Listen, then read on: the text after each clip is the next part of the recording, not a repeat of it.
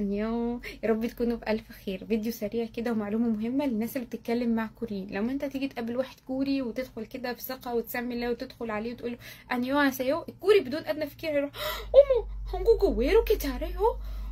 한국어 진짜 잘했네요. الله اكبر عليك! ايه الحلاوه دي؟ ايه الحلاوه دي؟ فانت تحس اللي هو ايه الراجل الاوفر ده. انا لسه ما قلتش حاجه غير انيو هاسيو. هما الكوريين بيحبوا كده، بيحبوا يمدحوا الشخص بزياده.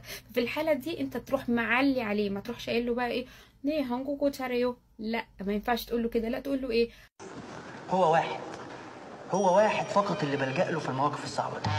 잘하기는요 잘하기는요 يعني بعرف ايه، بس صلي على النبي انا لسه مبتدئ.